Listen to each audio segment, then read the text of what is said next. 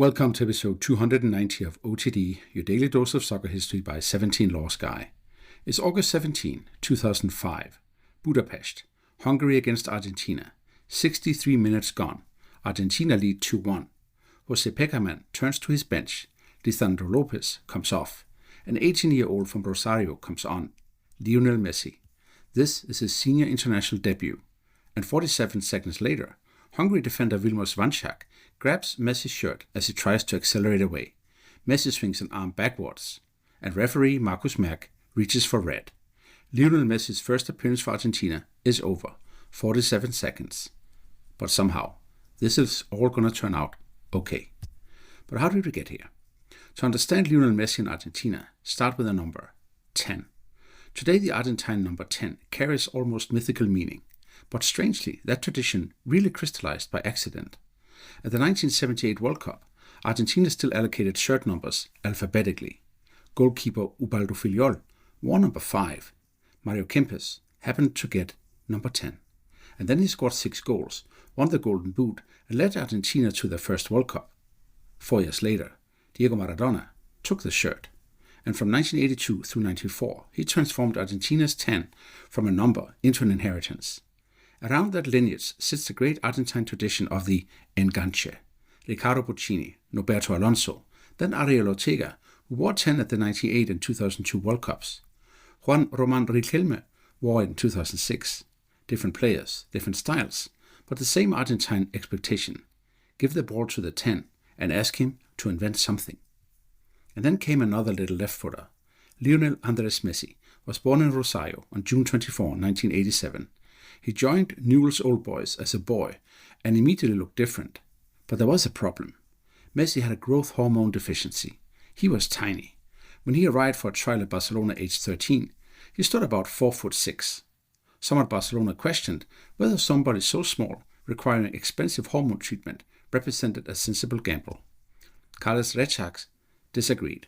On December 14, 2000, with the negotiation dragging, Rexach famously wrote Barcelona's commitment to sign Messi on a napkin. The boy from Rosario was going to Catalonia. And consider what that meant. 13 years old, another continent, another culture, away from Rosario and Newell's, medical treatment, Barcelona, and already the implication that this tiny kid might become something extraordinary. And then he began proving everybody right. He raced through Barcelona's youth teams. In November 2003, age 16, he appeared for Barca's first team in a friendly against Porto at the opening of the Estadio do Dragão. By 2004, the whispers had become noise. Luis de la Fuente, yes, the man who would coach Spain to the 2026 World Cup, was coaching Sevilla's youth team when they faced Barcelona. He had heard about Messi, so he assigned somebody to man-mark him for 70 minutes. It was 0-0. Then the marker was booked and substituted. And then Messi scored 4 goals in 15 minutes. The secret was disappearing. And Argentina was paying attention too. Messi had spent much of his adolescence in Spain and could have represented Spain, but he chose Argentina.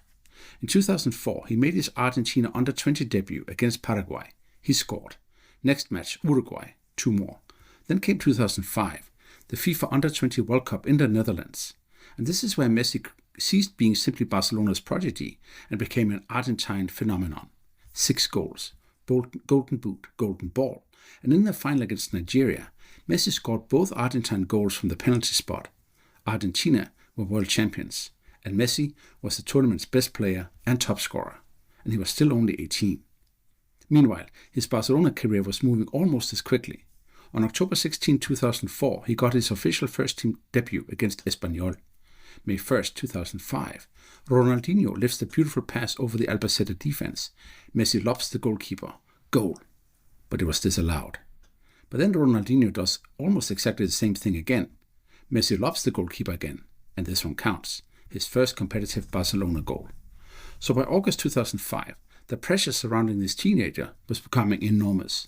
Barcelona prodigy, Argentina youth world champion, golden ball, golden boot, and inevitably, in Argentina, the Maradona comparisons. Then comes the senior call-up, Hungary, which gives the whole thing another layer, because Diego Maradona had also made his Argentina debut against Hungary in February 1977. Maradona came on in the 62nd minute. 28 years later, Messi comes on against the same country in the 63rd minute. Budapest, Ferenc Puskás Stadium. Argentina take the lead after 19 minutes through Maxi Rodriguez. Sandro Torkele equalizes 10 minutes later. Then, early in the second half, Gabriel Heinze makes it 2-1. Jose Pekerman looks at his bench, and this is the moment. Lisandro Lopez off, Lionel Messi on. Messi is wearing number 18, not 10. That still belongs to somebody else. But he receives the ball and immediately does what Lionel Messi will spend the next 2 decades doing. Turns, accelerates, tries to escape. Hungarian defender Vilmos Vančák grabs a fistful of his shirt. Messi throws his arm backwards trying to free himself. Contact. Vančák goes down. German referee Markus Merck sees violent conduct. Red card. 47 seconds after entering the field, Lionel Messi sent off on his international debut. Messi would later say the debut was nothing like he had dreamed. No kidding. But Argentina hold on. Hungary 1, Argentina 2. And Messi goes back to Barcelona with an international record consisting of 1 appearance, 0 goals, and 1 red card. But so what? Well, quite a lot happened next. His first Argentina goal arrived in March 2006 against Croatia. Then came his first World Cup. Against Serbia and Montenegro, he came off the bench, assisted Hernan Crespo, and then scored himself in a 6-0 win. In 2008, Olympic gold in Beijing. In 2009, with Diego Maradona now coaching Argentina, the inheritance finally became literal. Riquelme was gone. Maradona gave Messi the number 10. And Messi would wear it for Argentina from then on. The shirt that had belonged to Kempes. Then Maradona. Then Ortega. Then Riquelme. Now Messi. And still the pressure kept growing. Because Barcelona's Messi became almost impossible. 10 La Liga championships, 7 Copas del Rey, 4 Champions Leagues, 672 goals in 778 competitive Barcelona appearances, 35 trophies with one club, 8 Ballons d'Or across his career, statistics so ridiculous that eventually the numbers stopped helping. But Argentina was harder. 2014 World Cup final, Germany win in extra time. Messi gets the golden ball, but not the trophy he wants. 2015 Copa America final defeat. 2016 another Copa America final defeat. Messi misses in the shootout and announces that he's finished with international football. He's 29. But he comes back. And then the story turns. 2021, Maracanã. Argentina beat Brazil and become Copa America champion. At last, Messi has his senior international title. 2022, Finalissima at Wembley. Argentina beat Italy. Then Qatar. Saudi Arabia beat Argentina in the opening match. Everything looks like it might collapse again. But instead, Messi scored against Mexico, Australia, Netherlands, Croatia, and twice in that extraordinary final against France.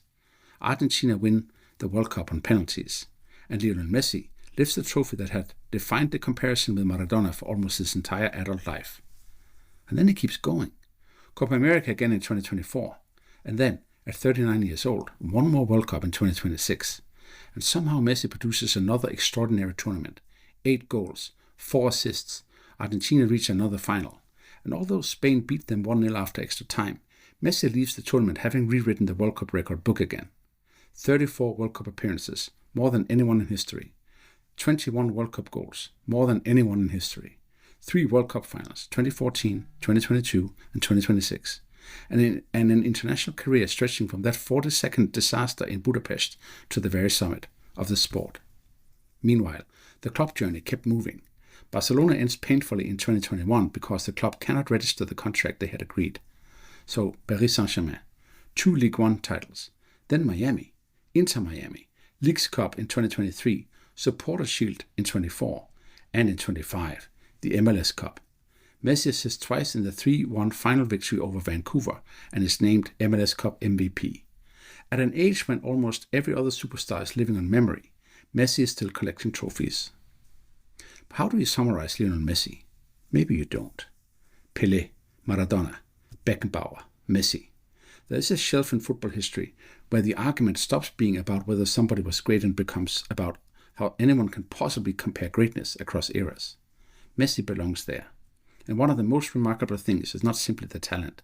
It is the weight he carried, the child prodigy, the tiny kid from Rosario, the Barcelona phenomenon, the new Maradona, the man who supposedly could not do it for Argentina, the captain who lost final after final, the player who retired from his national team, the player who came back, the Copa America winner, the world champion, and the World Cup record breaker. And all of that began internationally with a red card after 47 seconds. Before we go, 3 things to take away from August 17, 2005. First, Messi arrived under extraordinary expectations long before his senior Argentina debut. Barcelona already knew what they had. Argentina had watched him dominate the Under-20 World Cup, and the comparison with Maradona had already begun. Second, the debut really did last only 47 seconds. Manchak grabbed Messi's shirt. Messi reacted with his arm. Marcus Mack showed red, and one of the greatest international careers in football history began with an expulsion.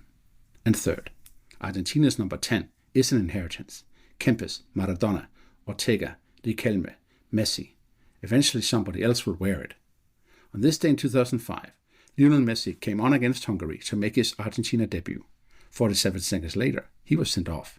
21 years later, he had become a world champion, the competition's all-time appearance holder and goal scorer, and one of the greatest players who has ever lived. But every era ends. Maradona gave way to Messi. Sooner or later, Messi will give way to somebody else. So who will be Argentina's next great number 10? And is he already playing? Or perhaps, has he not even been born yet? That is all for episode 290 of OTD, your daily dose of soccer history by 17 Lost Guy. If you like listening to this show, please tell a friend. Or why not everyone you know? Fingers crossed we'll soon pass 500 subscribers, and I'm grateful for your support and ideas. Tomorrow, we go to Port-au-Prince, August 18, 2004. Haiti 0, Brazil 6. But the score was almost irrelevant, because this was O Jogo da Paz, the game of peace. Stay tuned.